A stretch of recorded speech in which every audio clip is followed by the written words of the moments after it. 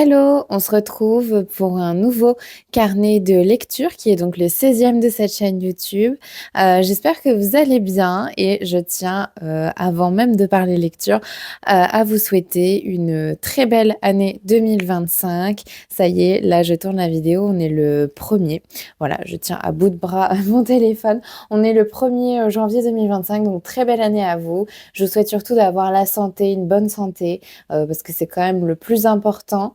Et puis aussi que vous ayez beaucoup de moments de bonheur et d'amour, parce que ça aussi c'est très important. Voilà, et puis aussi des belles lectures, mais c'est quand même un peu moins important, mais quand même, on est un peu là pour ça aussi.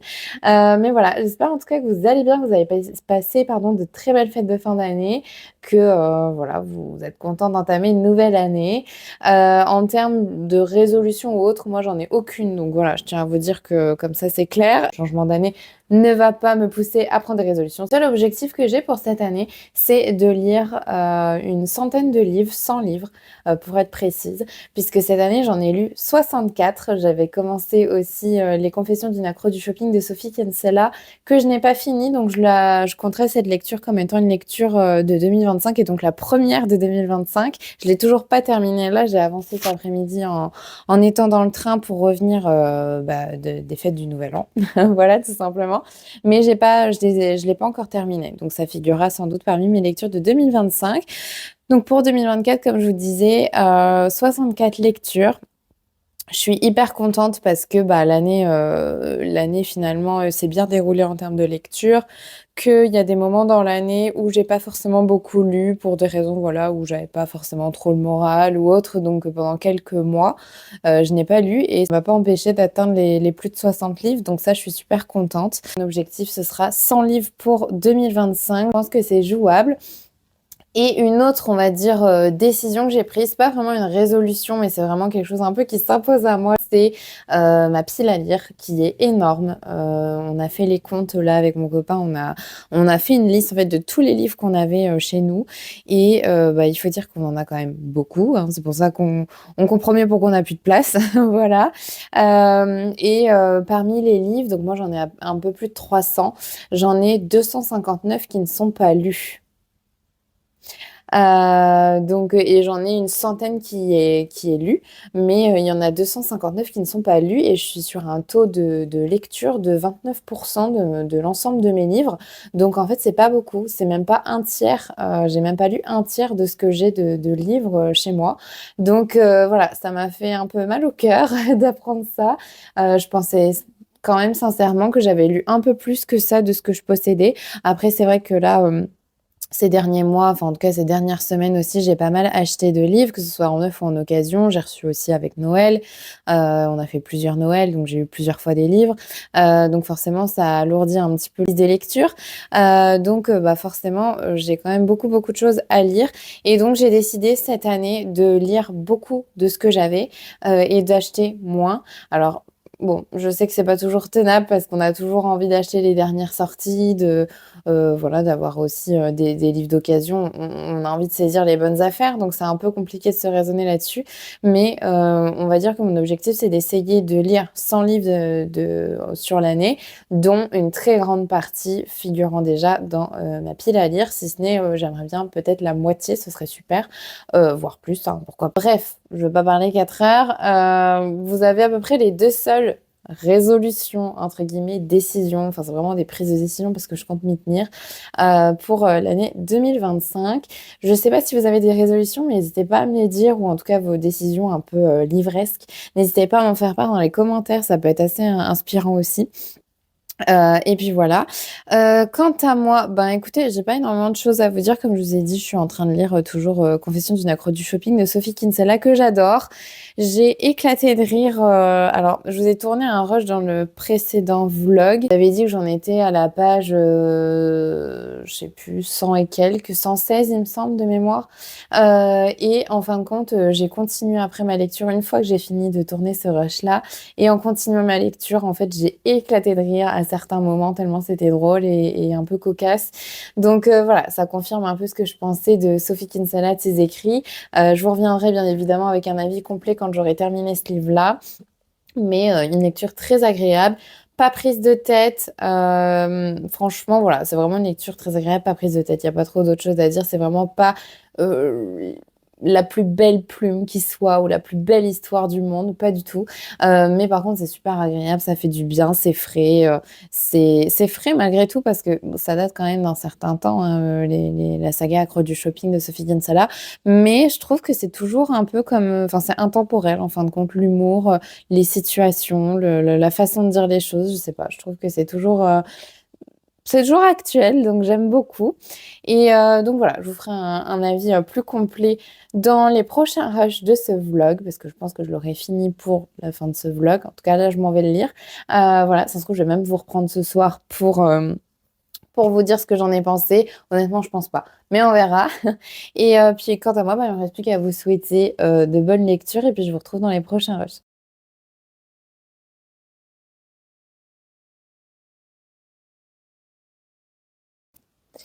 Hey, je vous reprends pour finalement, j'étais mauvaise langue tout à l'heure, donc finalement faire mon avis sur ce livre aussi que j'ai terminé vers 23h15, même un peu avant.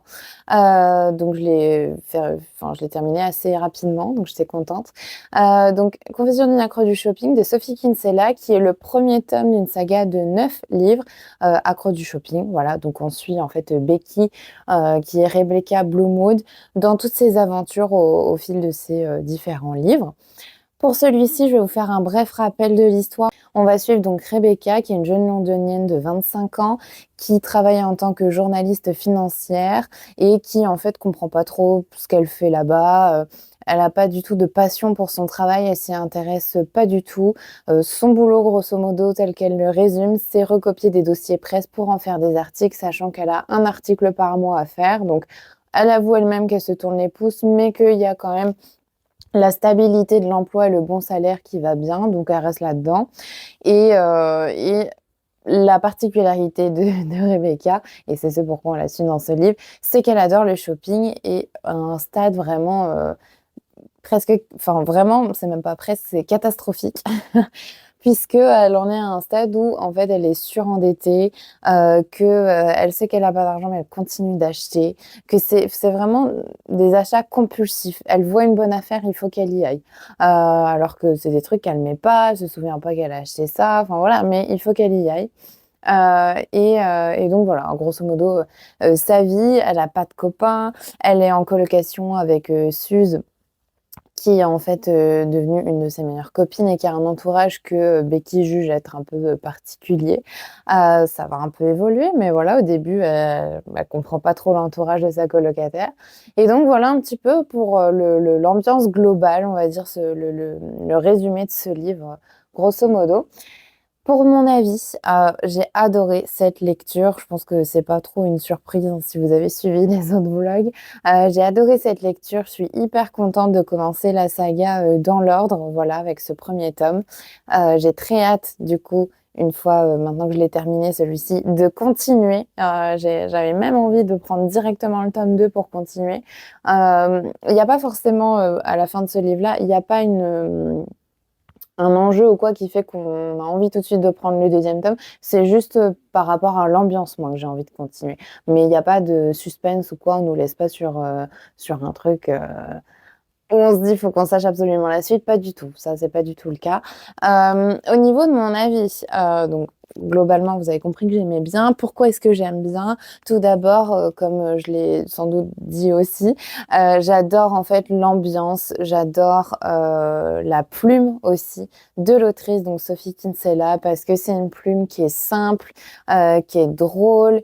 Euh, on nous raconte des choses, c'est vraiment des choses un peu de la vie quotidienne ou des fois ça peut un peu traîner en longueur ou quoi. Il n'y a pas forcément d'intérêt à raconter ces choses-là parce que c'est vrai que pendant une bonne partie du livre, on suit juste la vie de Becky de tous les jours.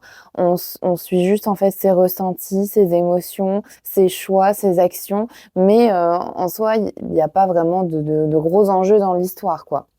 Donc, pendant la première partie du livre, on n'est pas là pour l'histoire, on est plus là pour l'ambiance, parce qu'on aime bien Becky, parce qu'on a envie de la suivre dans son quotidien, que c'est un peu la bonne copine qu'on a envie de suivre. Et puis après, dans la deuxième partie du roman, là par contre, il va y avoir des enjeux. Et là, ça y est, ça commence à être un peu plus rythmé, avec voilà, plus comment dire, de prise de décision et de changement au niveau du personnage principal aussi. Tout ça pour dire qu'au début, on s'accroche. Pourquoi? Parce qu'on adore la plume. Enfin, en tout cas, moi, c'est ce que j'ai ressenti. Je me suis accrochée et j'ai tout de suite bien aimé malgré les quelques longueurs dans l'histoire, parce que c'est drôle, parce que les situations sont cocasses, voire ridicules, parce qu'aussi la plume est tellement bonne en fait et les concours de circonstances sont tellement bien présentés qu'on ressent, on est gêné en fait pour Becky. On a l'impression d'être gêné à sa place et de ressentir certaines émotions à sa place, mais vraiment beaucoup de gêne. Enfin, moi, il y a des moments où je me dis, mais oh, je pourrais pas vivre ça. Enfin, je comprends pourquoi elle dit qu'elle est tétanisée ou autre. Et en même temps, j'ai envie de dire, elle peut s'en prendre qu'à elle-même parce qu'elle se met dans des situations pas possibles toute seule, qu'elle se retrouve à mentir, mais toujours plus pour cacher un petit peu la vérité, qu'un mensonge en entraîne un autre, mais elle, elle en a enchaîné des dizaines et des dizaines, donc on en est dans des scénarios complètement fous, quoi. Mais c'est ça qui est bien dans ce livre, c'est qu'on sourit, on rigole même, et j'abuse pas en disant que je rigole, j'ai eu des éclats de rire pour certaines situations. Et ça me fait trop plaisir parce que c'est pas très fréquent que je rigole, voilà, je souris souvent, ça m'amuse un peu, mais je rigole jamais, quand je lis vraiment. Et dans ce livre-là, si, il y a eu des situations qui m'ont fait vraiment rire, donc ça m'a fait beaucoup de bien et puis ça m'a fait plaisir. Je trouve que c'est une prouesse aussi en tant qu'autrice, et puis voilà, on a envie un peu de suivre sa vie et comme je vous ai dit, on ressent un petit peu des émotions. Donc je trouve que la plume, elle est pas du tout sophistiquée, elle est pas du tout, c'est pas la plus belle plume, mais c'est une plume qui, comment dire, apporte une certaine joie, une certaine légèreté. Enfin, en tout cas, voilà, on se sent bien quand on lit ce livre-là, je trouve. Donc ça, c'est vraiment le point fort de ce livre. C'est clairement pas l'histoire parce que, comme dit, pendant toute la première partie, qui est un peu plus de la moitié d'ailleurs, hein, un peu plus de la première, enfin de la première moitié, il se passe pas grand-chose en réalité. Donc c'est pas pour l'histoire qu'on est là. Par contre, la deuxième partie, donc qui est un peu moins de la deuxième moitié, euh, franchement, j'ai trouvé ça très très cool. Il y a eu un peu des enjeux, il y avait, ouais, il y avait des choses qui changeaient et le personnage évoluait aussi, donc j'ai trouvé ça vraiment bien. Et il évoluait vraiment. Des fois, il repart un peu dans ses travers, mais il évolue et il évolue pas d'une façon de dire bon bah on va finir le livre, donc il faut que le personnage évolue et qu'il rentre dans les clous et puis hop c'est fini. Non, ça se fait en douceur. Le personnage lui-même l'admet qu'il se sent un peu changé, pourquoi, et là où aussi il se sent pas forcément changé. Enfin voilà, j'ai trouvé ça plutôt cohérent comme changement. Enfin comme changement, comme oui, c'est un changement en fait dans le caractère un petit peu. C'était cohérent. C'était pas le plus, comment dire, bien fait du monde parce que je pense que ça a peut-être été un petit chouïa trop rapide quand même pour être parfaitement totalement crédible. Mais je trouve que c'est quand même cohérent dans l'ensemble. Donc voilà, ça m'a pas choqué plus que ça. Que dire d'autre? Bah, j'ai envie de continuer. Je réfléchis à ce que je pourrais vous dire d'autre vraiment, mais je pense que j'ai fait à peu près le tour. J'ai pas énormément de choses vraiment à vous dire. Petit point peut-être à titre informatif. Donc on suit Becky qui parle en fait à la première personne. J'aime bien, moi personnellement. Et des fois, elle parle au lecteur aussi. Et ça, j'aime bien aussi. Ça contribue aussi ben, au ton un petit peu plus, comment dire, amical que je vous disais tout à l'heure. Donc ça, j'ai bien aimé. Après, je sais qu'il y en a qui n'aiment pas forcément ça, donc je le dis quand même. Mais moi, j'ai bien aimé ça parce qu'on se sent vraiment, on a l'impression d'être sa copine, qui nous raconte sa journée, qu'on la suit quotidiennement, quoi. Donc je trouve ça vraiment trop cool. Et puis voilà, pas énormément de choses d'autres à dire. C'est pas, encore une fois, l'histoire du siècle. Clairement pas, mais c'est juste qu'on passe un bon moment, qu'on rigole, qu'on sourit, qu'on ressent des émotions un petit peu, les émotions de Becky, on la suit dans sa vie, qui parfois fait rêver et parfois vraiment pas. Voilà, donc j'ai beaucoup beaucoup aimé cette lecture et j'ai très hâte de découvrir les autres tomes et notamment le tome 2. Je vais faire peut-être une petite pause parce que j'ai peur que si je lise le tome 2, je veuille tout enchaîner et qu'en fait, ça va être ça mes lectures des premiers mois de l'année et j'aimerais bien quand même diversifier un peu mes lectures. Mais voilà, en tout cas, il me tarde de découvrir tout le reste. Et c'en est tout pour cet avis lecture. Et puis, bah, maintenant, je sais pas quoi lire. Peut-être que je vais lire le Cozy Christmas Mystery que j'ai toujours pas lu, ou alors un autre livre, mais bon, je vous redirai parce que là, vraiment, j'ai pas du tout d'idée. Puis il est presque minuit, donc je sais pas si je vais commencer un livre tout de suite. Je vais voir. Peut-être que si, quand même. J'ai très, très envie de lire, donc peut-être que si. Mais en tout cas, voilà, soyez-en sûrs, je vous tiendrai informé, pardon.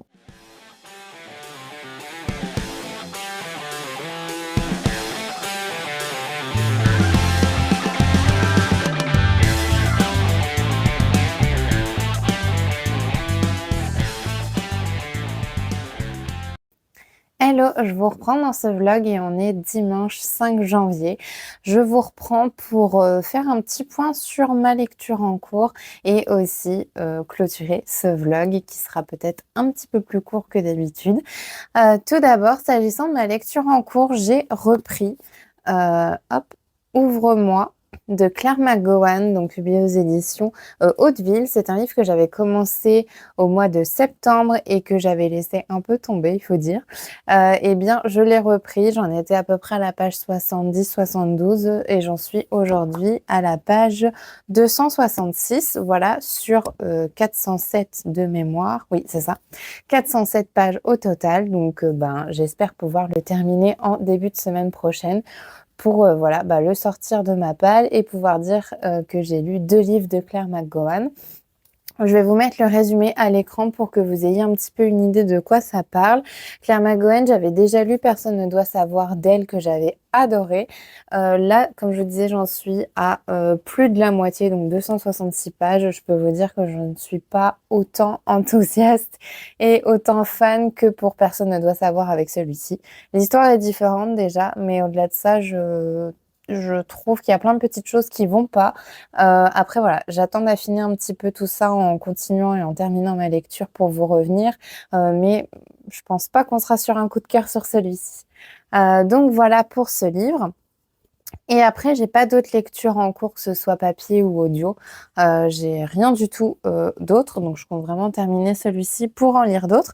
Mais je voulais aussi vous faire un petit point sur mes cadeaux de Noël, parce qu'en fait, je vous en ai pas forcément beaucoup parlé. Donc, je vais vous les présenter très rapidement également, pour que vous voyez, bah voilà, les différents livres que j'ai eus. Alors, je vais pas vous montrer tous mes cadeaux de Noël, mais bien que les livres que j'ai reçus à Noël, parce que le reste, je pense que c'est pas forcément très intéressant. Je vais passer assez rapidement sur tous en fait et je vous mettrai les résumés le cas échéant si besoin. Pour le premier, je vais pas vous mettre le résumé puisqu'il s'agit du tome 4 de la saga Agatha Raisin de MC Beaton. Donc ici c'est Enquête randonnée mortelle. Je sais plus si je vous l'ai déjà montré ou pas, mais bon voilà, en tout cas je vous le remontre. Il faut savoir que moi, de mon côté, il y a eu un Noël en 3 temps. Donc ça fait partie du premier Noël. Donc voilà. Donc publié chez Albert Michel. Voilà, donc je vous montre pas le résumé puisqu'on est sur un tome 4. Même si à chaque fois c'est une enquête différente, je préfère ne pas vous montrer au cas où il y aurait des éléments qui seraient un petit peu spoilants. Ensuite, dans le cadre de ce Noël aussi, le premier Noël, on va dire, j'ai eu ce livre-ci, je crois aussi que je vous l'ai montré. Librairie des livres interdits de Marc Lévy, publié aux éditions Robert Laffont, Versilio. Voilà, je crois que je vous ai même déjà montré le résumé, donc je vais peut-être pas vous le remontrer à l'écran, mais j'ai très très hâte de le découvrir. Je pense que ce sera une de mes prochaines lectures. Il me fait vraiment très très envie celui-ci. Ensuite, j'ai eu, dans le cadre de mon deuxième Noël, celui-ci que je suis très contente d'avoir eu aussi, qui est Rendez-vous avec le crime, donc de la saga, pardon, Les détectives du Yorkshire, de Julia Chapman. C'est donc le premier tome de la saga. Je sais pas du tout combien il y en a au total, mais je sais qu'elle est finie, je crois. Enfin, elle est en train d'être terminée, cette saga-là. Donc voilà, j'en ai entendu énormément de bien, donc je voulais absolument découvrir cette saga et aussi l'autrice par la même occasion. Donc voilà, très très hâte de le découvrir. Ce sera aussi sans doute une de mes prochaines lectures. J'ai pas encore d'idée précise, mais j'ai très très envie de le découvrir rapidement. Ensuite, j'ai eu Forrest Gump de Winston Groom. Groom, pardon. Donc j'avais déjà lu Only de cet auteur-ci, qui est sur l'histoire, d'un chien, en fait. Alors dit comme ça paraît pas forcément très, très intéressant, mais je vous assure que ce livre était très bien et donc Forrest Gump, c'est mon film préféré, donc c'est pour ça que j'ai demandé à avoir le livre qui est publié aux éditions Totem, voilà. Ensuite, j'ai eu, ce livre-ci, donc L'Irrégulière, l'itinéraire de Coco Chanel de Edmond Charles Roux, publié aux éditions Le Livre de Poche. C'est tout simplement parce que l'histoire de Chanel et de Coco Chanel m'intéressait, donc voilà, c'est une belle brique. Je ne m'attendais pas à ce que ce soit une aussi grosse brique, mais en tout cas, très hâte de découvrir aussi ce livre, qui ne fait pas partie de mes priorités de lecture, mais voilà. Ensuite, j'ai eu aussi ce livre-ci qui est magnifique. Alors lui, je l'ai jamais demandé, mais je l'avais déjà repéré en librairie. Euh, qui est donc Emily de New Moon de Lucie Maud Montgomery. Montgomery, voilà. La tranche aussi est sublime. Je sais pas si on voit bien. C'est doré en fait, et derrière est très beau aussi. Je vous montre, il n'y a rien qui spoil.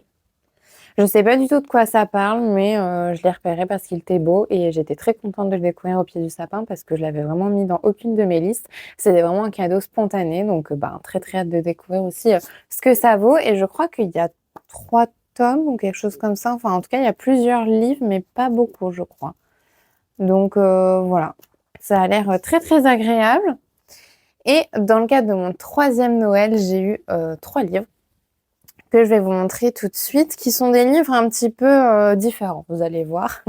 Donc tout d'abord, j'ai eu celui-ci qui figurait dans ma wishlist, donc Le couple et l'argent, pourquoi les hommes sont plus riches que les femmes, de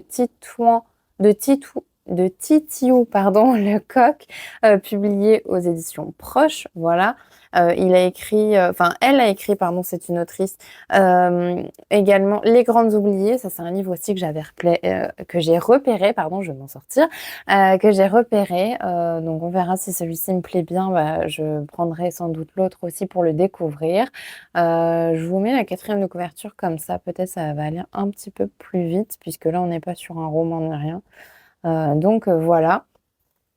Ensuite, j'ai eu Petite philosophie du matin, 305 pensées positives pour être heureux tous les jours de Catherine Rambert. J'ai du mal aujourd'hui. Oh, publié aux éditions Le Livre de Poche. Donc voilà. En fait, si vous voulez, ça c'est, comme son nom l'indique, hein, une petite pensée par jour. Donc vous voyez, c'est très léger, hein. Voilà. Enfin, il y a des fois où il y a plus de contenu, mais c'est globalement petit. J'ai pas du tout lu là les 5 premiers jours. Je voulais le faire vraiment de façon très assidue et rigoureusement, mais là je l'ai pas fait, donc je vais peut-être rattraper ça ce soir. Je vais essayer de lire pour voir un peu ce que ça vaut, sachant qu'en plus, vous voyez, pensée du 1er matin, c'est bien marqué 1er janvier. Donc voilà. Je pense que je vais les lire et je vais essayer de m'y tenir toute l'année. Et je sais qu'il y a Petite philosophie du soir aussi. Donc si jamais j'aime bien le concept, peut-être que je me procurerai Petite philosophie du soir. En tout cas, voilà, j'aimais bien le concept et je me dis que ça peut être bien. Voilà, ça dépend de ce qui est écrit chaque jour, mais j'avais envie de voir. Et le dernier livre, c'est Les langages de l'amour, les actes qui disent je t'aime de Gary Chapman. Aux éditions de Poche, voilà, aux éditions de Poche de Farel Édition. Je connais pas cette maison d'édition. Édition Farel, voilà. Pareil, je vous mets la 4e là, de façon un peu plus rapide, parce que je suis pas sûre que ça intéresse tout le monde, ces livres-ci. C'est vraiment, moi, des livres que j'ai identifiés, que je voulais absolument découvrir, mais je comprends parfaitement que ça vous intéresse pas particulièrement. Ça change un peu ce que j'ai l'habitude d'évoquer ici dans ces vidéos. Voilà, c'est un livre qui n'est pas très très long, mais que j'ai beaucoup beaucoup vu et qu'on m'a recommandé. Donc voilà. Donc voilà un petit peu pour tous ces livres-ci. Et puis moi, j'en ai terminé avec cette vidéo et ce vlog. J'espère qu'il vous aura plu. C'est un vlog un peu plus concentré et plus court parce que forcément avec le nouvel an, etc., comme ça arrivait en début de semaine, c'était pas forcément évident pour moi de tourner parce qu'il a fallu beaucoup voyager et tout ça. Et puis j'ai repris le travail aussi entre deux. Donc voilà. pas toujours, facile de filmer et même de lire en fait, hein, tout simplement. Mais en tout cas, j'espère que ce vlog vous aura plu. N'hésitez pas à liker, à commenter avec vos lectures actuelles, vos ambitions pour 2025, enfin voilà. Partagez-moi tout ce que vous voulez, en commentaire, ça m'intéresse. Vos lectures de 2025, celles que vous convoitez de faire et puis, vos lectures de 2024, les meilleures, les moins bonnes et cetera. Je sais qu'il y en a certaines, déjà qui ont fait leur bilan sous ma vidéo bilan, et ça me fait très, très plaisir. Donc voilà, n'hésitez pas à me partager vos recommandations et puis moi, il me reste plus qu'à vous souhaiter une très belle fin de journée ou de soirée selon quand est-ce que vous regardez cette vidéo et puis, bah, à bientôt pour un nouveau vlog.